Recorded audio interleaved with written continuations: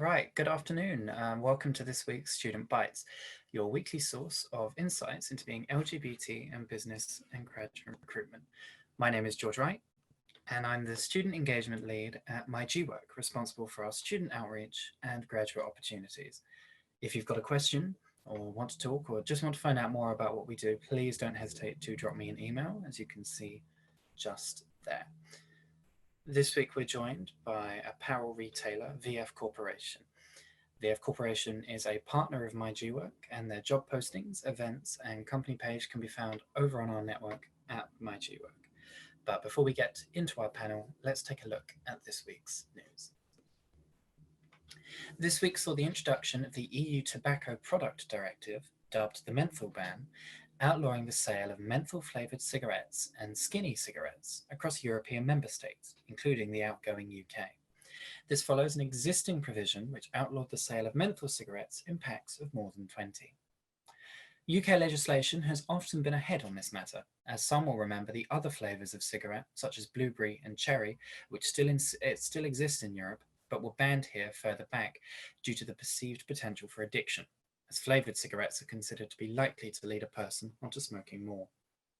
Retailers have been smart in finding ways around the ban, however, with packets of new menthol hitting the shelves following the ban, and the reintroduction of menthol cigarillos, which are exempt from the ban, appearing in in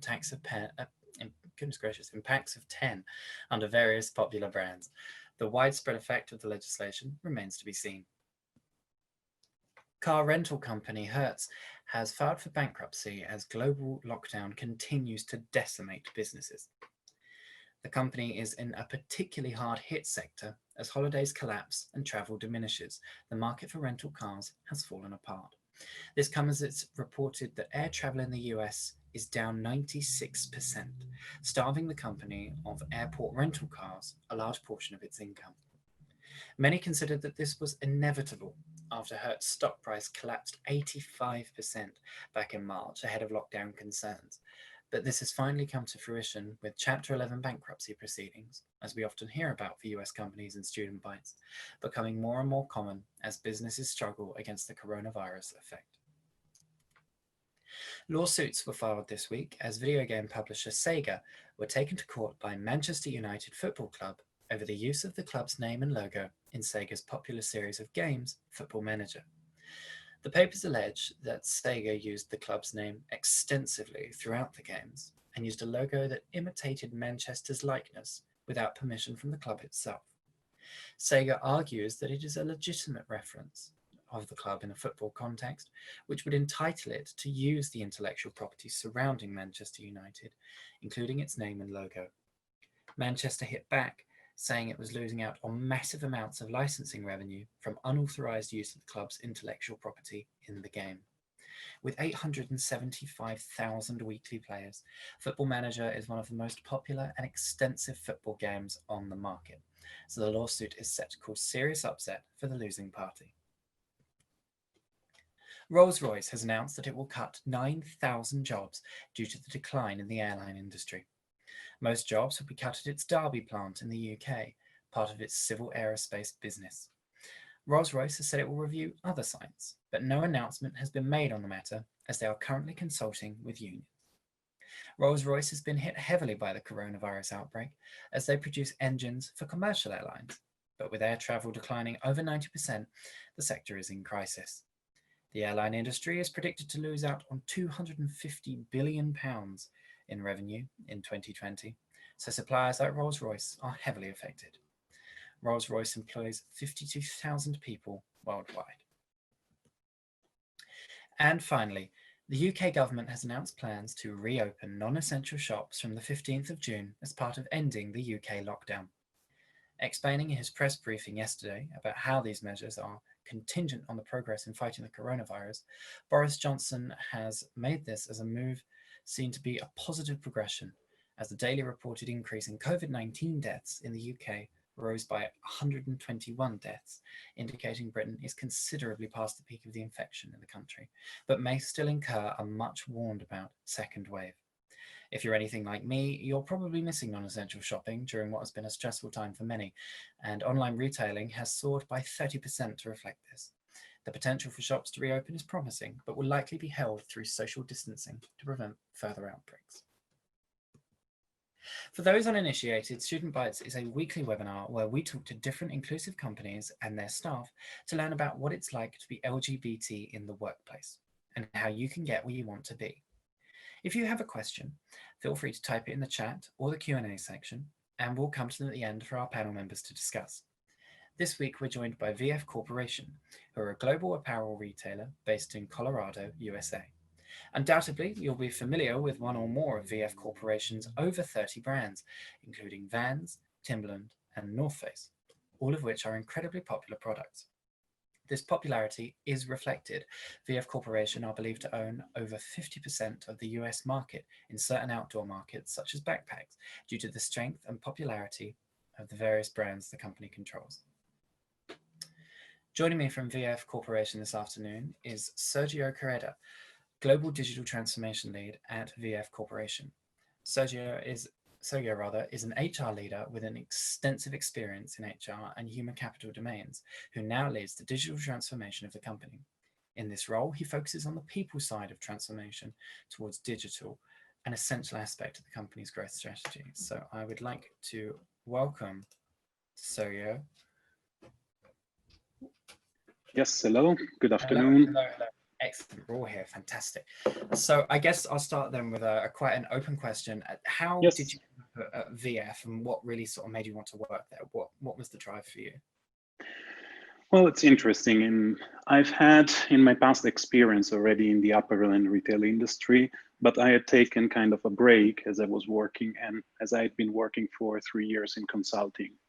So for me, which was a very interesting experience, as I've been able to see many different industries in a short period of time, but still the idea of working in apparel and specifically with retail was still appealing to me. So when the occasion came through, I have been able to join the European headquarters of VF in Stabio, Switzerland, and was a very, very interesting experience, especially also because I could join in a role that was a little bit with a white sheet of paper. So it was really interesting also for the opportunity to create a new role and create an engaging experience here. Excellent. So just, I mean, it's clearly different now, but could you just run us through what your office is like at VF, what your day-to-day is like, what you can expect? Clearly, under these circumstances, very different.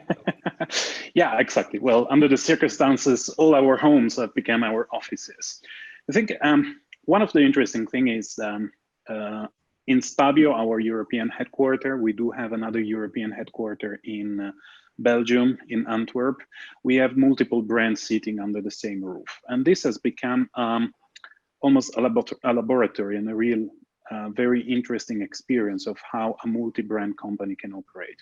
Because each brand has its own identity. You can imagine Vans, for example, as a brand, as you mentioned before, very known, but also with a very strong identity, the North Face the same, etc.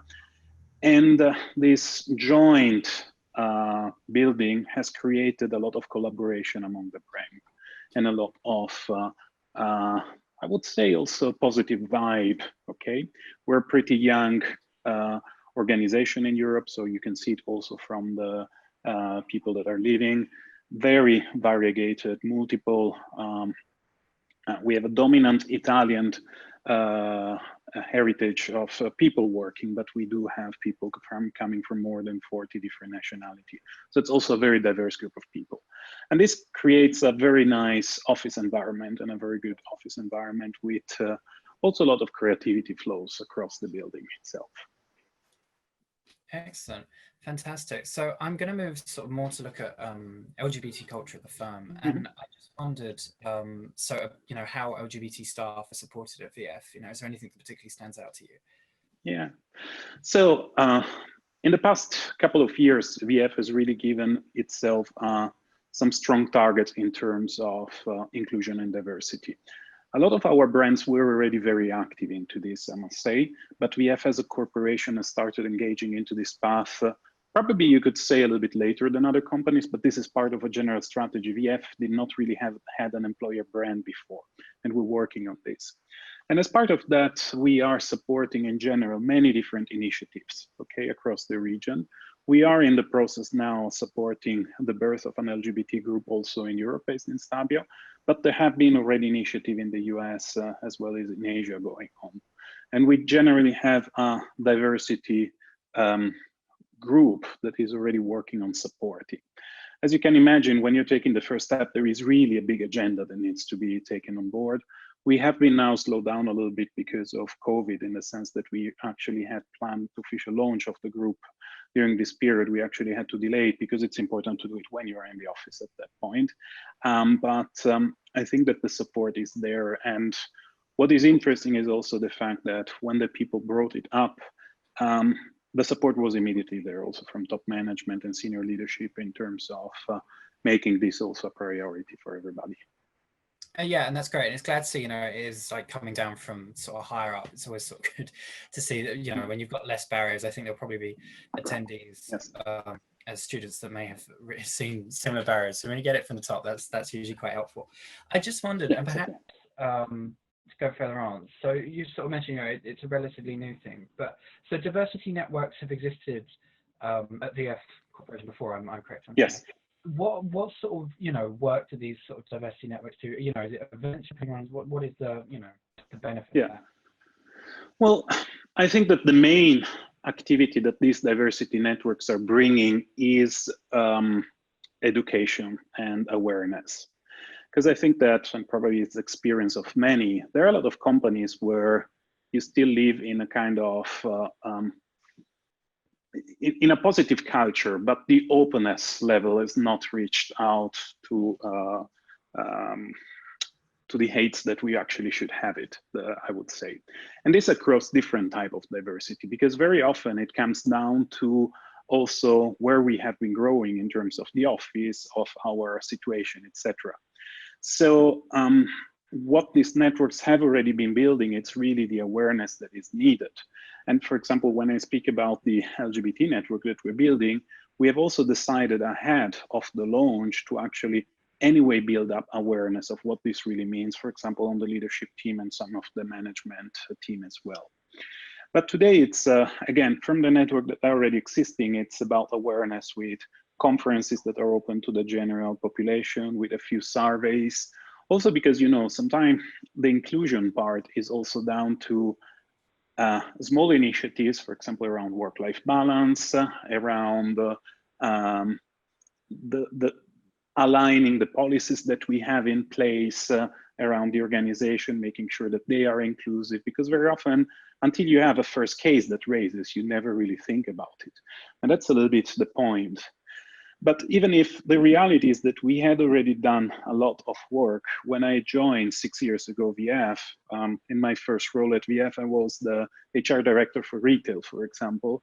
One of the first activities that I've done during the first year was, for example, making sure that all our policies all across the countries were aligned in terms of supporting same-sex couples, for example. It was not that we were forbidding that. It was just in certain countries, we didn't have had cases or requests. Legislation in some countries was still a little bit not aligned, as we all know, across Europe, but we made it. And that was already a good sign and a good point for everybody to know that as an organization, we have removed already all possibly discriminatory policies around them. In fact, that leads perfectly actually into my next question. It's wondering, I think you and I think people watching will all agree, there are so many barriers to coming out. And I just wondered if you had any thoughts as to whether or not there are still barriers to coming out, either at VF Corporation or, in the sector in general, and how you think we might overcome those. Well, I do think that there are still barriers, and the barriers will depend from two things. One is the personal experience of each of us, okay? And this is something that is difficult to discuss sometimes, because we all think that, yes, it's positive to come out. It's something that is very important for everybody of us in your personal experience, but everybody has its own pace, I would say. And depending on your family, depending on where you're coming from, you may feel this more or less important to come out at work. So this is my concept. The other side is where also your work environment is, especially when you're starting, okay? Mm. And sometimes you're still feeling judged by other people, okay? And let's face it, even in the organization that are more open from a cultural point of view, you still find the person that make that stupid joke that make you think, oh, probably I should keep this for myself, okay? That's why I was mentioning before, the awareness is really critical. The situation that we have been living at BF, and again, probably in any company that is working in, that has something to work with fashion, is that you're implicitly open because that's part of the DNA of the industry itself, I would say. But at the same time, you still need to mature enough so that everybody's aware that also that banter joke you need to avoid, that you need to think that how you include other people of your team in whatever activities. And sometimes it's not the office activity, it's when you're inviting them over to a weekend together or something like that, how that is addressing. And by the way, this is not strictly only for LGBT people, but for everybody. I mean, I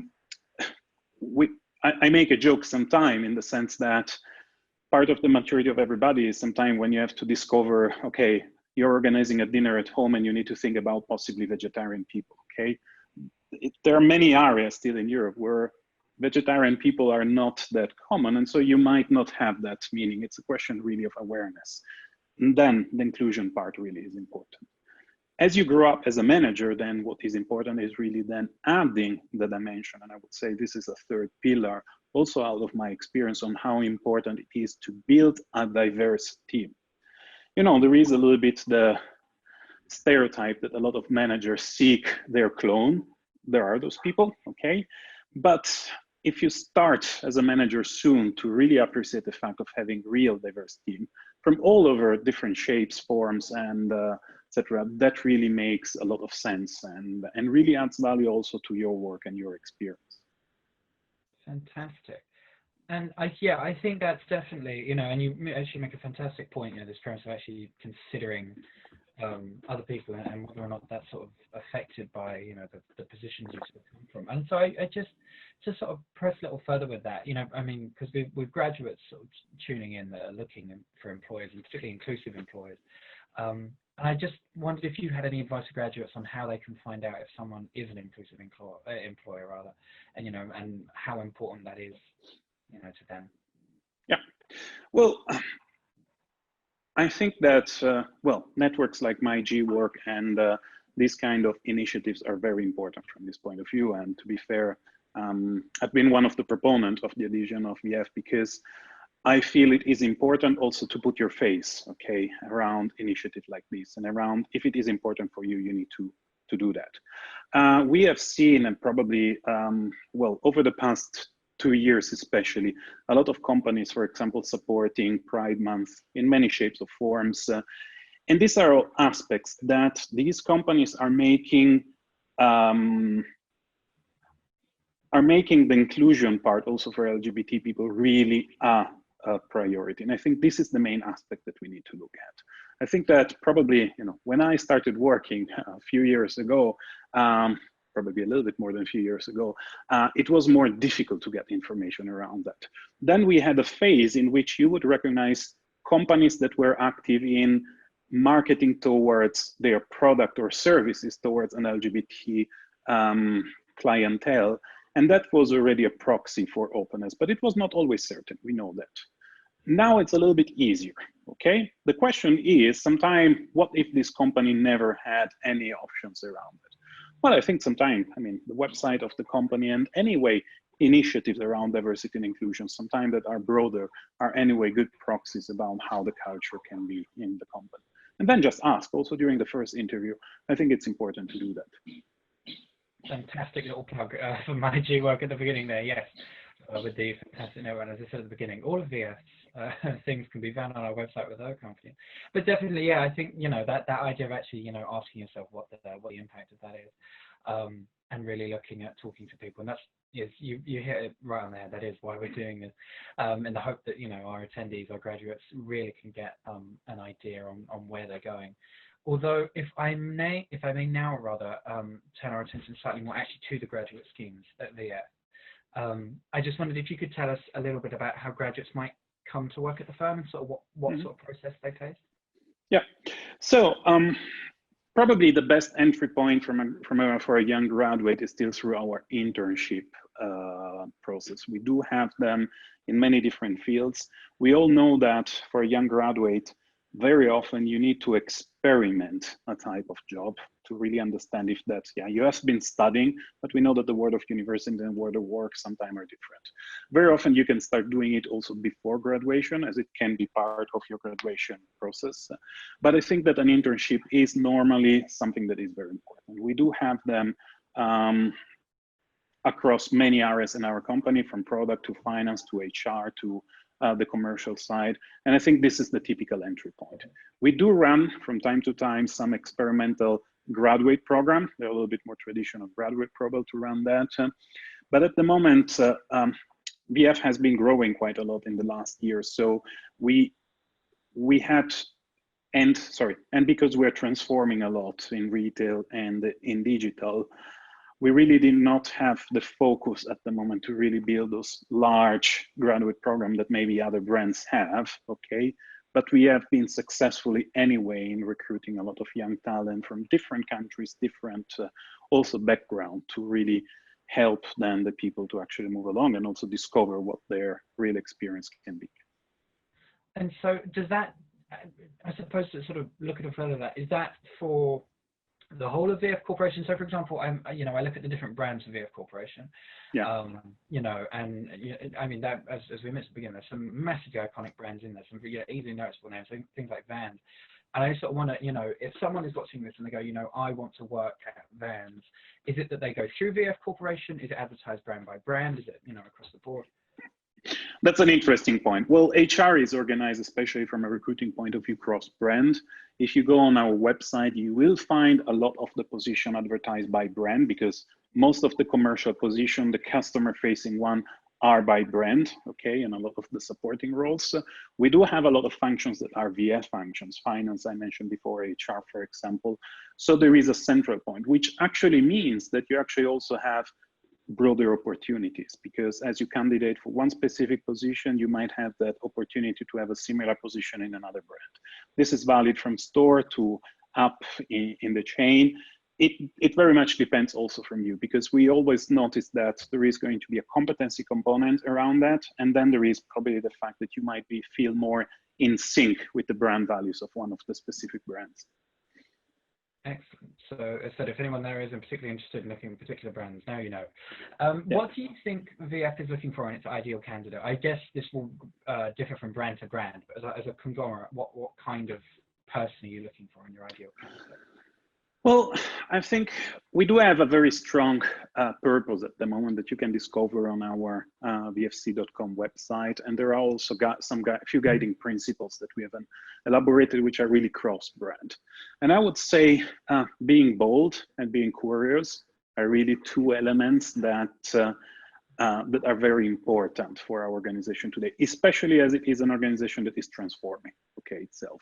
So I think this could be two traits that might be really, really important for any people that is joining any of the brands of VF today. Excellent. I suppose next, so I mean, as we've already hit on today, lockdown has been very disruptive to our lives. I know I'm certainly missing the office. I don't know how much you feel about that, but I just wondered if you had any tip or advice on what graduates could be doing at the moment to really make the most of their lockdown and really get, something out of that. Yeah. I mean, we are at the moment with a very high level of uncertainty of what is coming next. There are so many people that are at the moment spending time in writing forecasts and predictions, and it's difficult to say what is going to be true tomorrow. One of the important elements is to anyway spend this time to learn as much as possible, okay, on what is happening and what might be happening in the future. I mean, one of the most interesting aspects is that probably this big crisis is going to change the way work is going to work as well, because this remote work enablement, just 6 months ago, nobody would have betted that 20 million people were working from home without problems. So we need to understand how this is going to phase out, and probably there are going to be at least 3 to 6 months of whether it's big crisis or not, but anyway of uncertainty. Okay, and I think that everybody, and this, by the way, it's valid also for the people that today are already working. It's about making sure that you invest your time in learning. Okay, and learning probably also not just in depth in one specific topic, but also in breadth around topics that might be similar to what you have been studying, for example, but that can be useful in a working environment. Fantastic. I think, this has been really interesting to sort of accept, because I mean, for a lot of people, they see these brands and consider them as, they're just the individual brands, or you work at the brands, or you work at North Face, etc.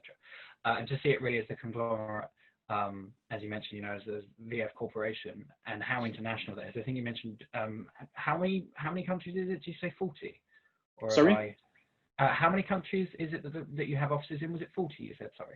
Well, even more than that, because we are present in more than 60 countries directly. So, Fantastic. And so, is there much option to work between those offices? The possibility instead of say being based at the US office and then seconding to somewhere else, or? Yes, well, absolutely. I mean, we do have commercial offices or supply chain offices in a lot of countries. In many countries, we're present directly with stores, for example. In Europe, we're present in 18 countries. That's just an example.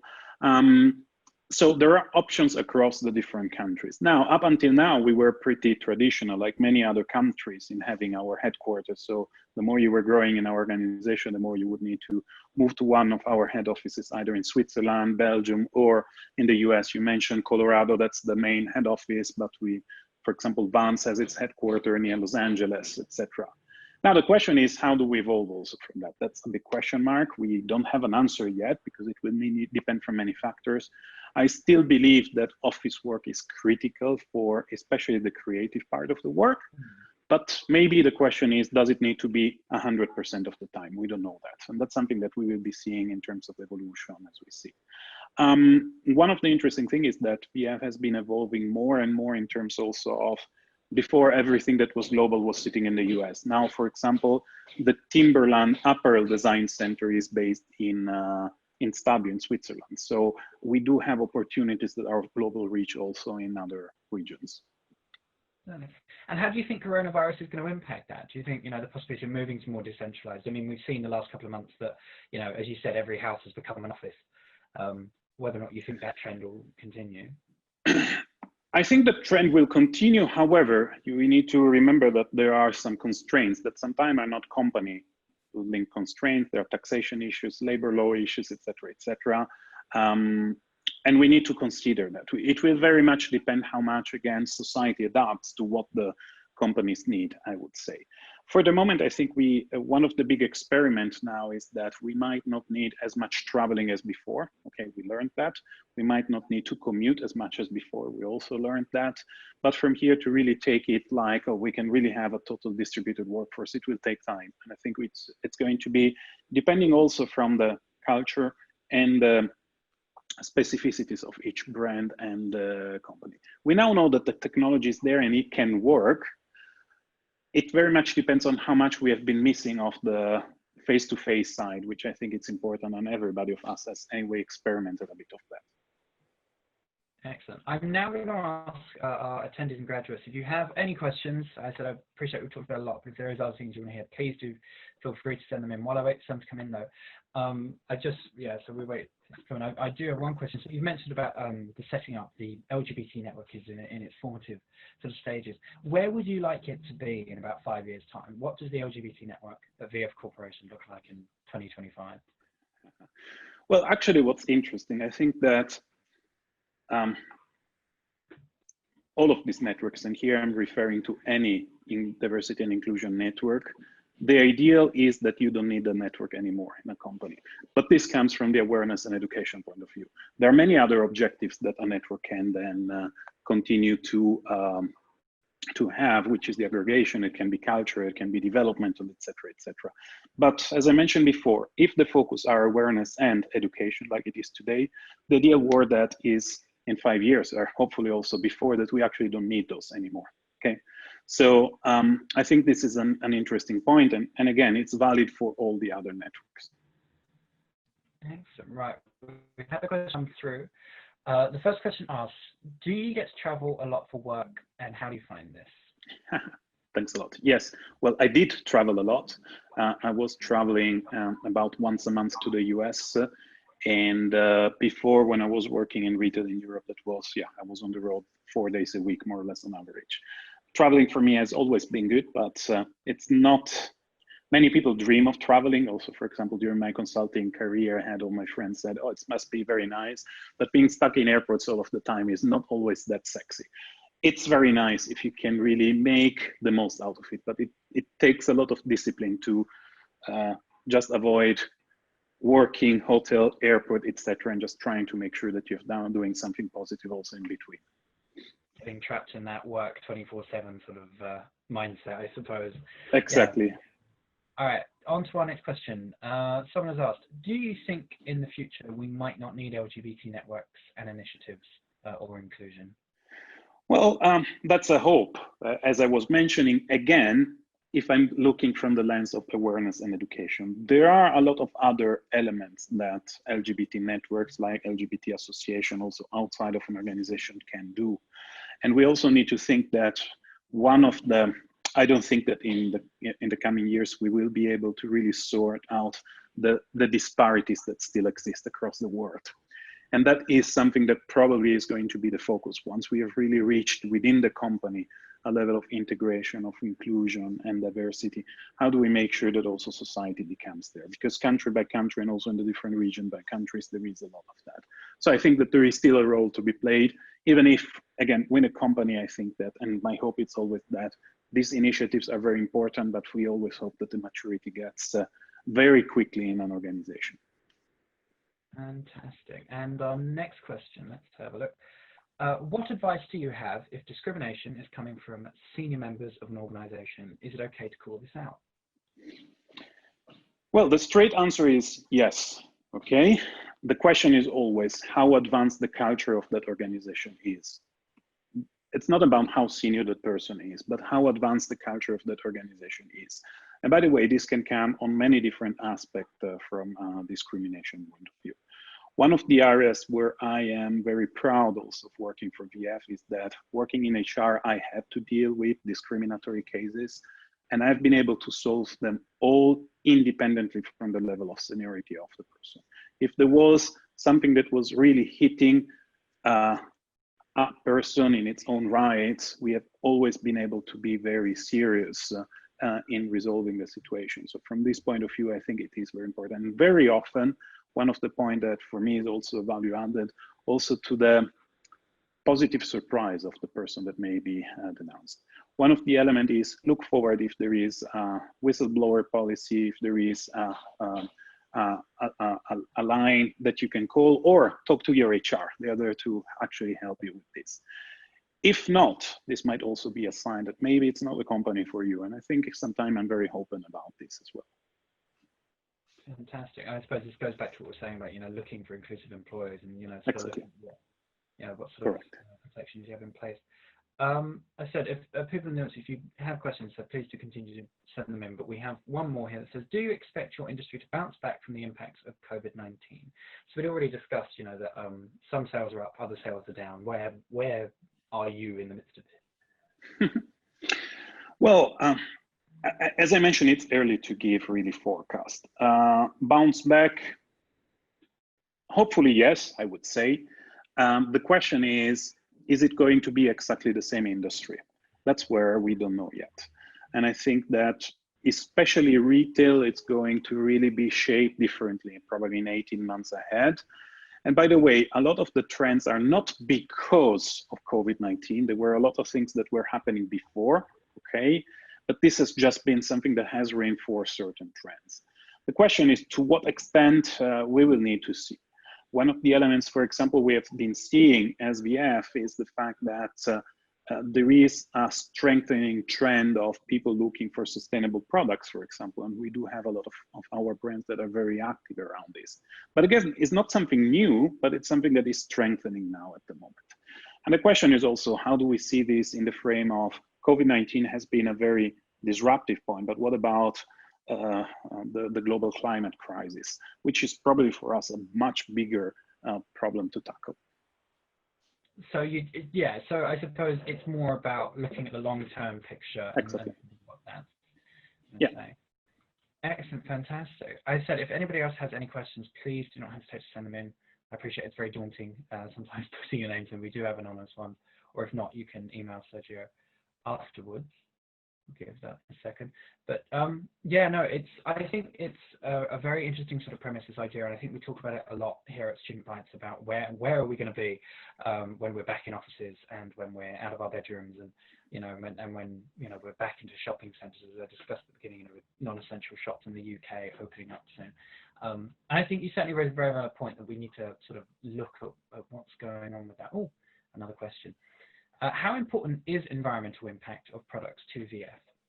Yeah, very much. If you read our purpose, it talks about the betterment of our people and the planet as one of the key objectives for our organization. We do have different degrees of maturity, I would say, of our brands. Timberland and the North Face are really on the forefront because the environment is part of their identity, I would say, but all of us as BF has a very important focus on sustainability. Again, that's not my area of expertise, but if you go on our vfc.com website, you will find also our yearly sustainability report with a lot of information exactly on how we are reducing our environmental impact and footprint year after year. So if you're really interested on that, have a look at that, and in case, reach out to me. I can actually put you in contact with our CSR team. Fantastic. I think that is the last of the questions we have for today. So I'd like to say a very big thank you to you for coming along. Well, thank you for inviting. It's been fantastic to talk to you, and I'm sure graduates will agree. Student Bites is back next week, everyone. 2nd of June, 2 p.m, so same place, with GlaxoSmithKline, GSK. That will be in the follow-up pack, which you'll be getting after this goes out.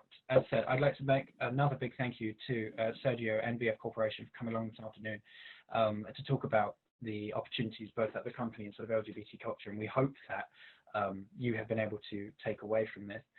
For a couple of other events we have going on, this Thursday at 2 p.m, we will be talking to Ollie Pike from Pop and Ollie, the edutainment series. He creates edutainment materials that are used to teach school children, carers, etc. Up and down the UK. We're talking to him 2 p.m. Thursday. The sign-up link again will be available to you in the follow-up email. And then Work Pride on the 22nd through to the 26th of June. We are celebrating Work Pride. Do feel free to sign up. You can register up on my G-Work and check it out. It's going to be fantastic. We've been sponsored by Zoom. We've declared today EY is our headline sponsor. And there is looking to be some great businesses from our partners there. Thank you very much, everyone, for coming along. If you aren't familiar with my G-Work, that's perfectly all right. We're an LGBT business platform that aims to connect LGBT allies, professionals, graduates with each other, as well as put you in touch with LGBT news, events, and inclusive companies such as VF Corporation. As we've touched on a couple of times today, we have a very large number of companies that we partner with, all of whom have a page on our website, and they have staff with profiles on our website, and you can feel free to get in touch with them or each other, look for mentors, etc. I'd like to thank everyone for coming out to start, and I hope we'll see you next week. Thank you very much. See you soon. Thank you. Bye-bye.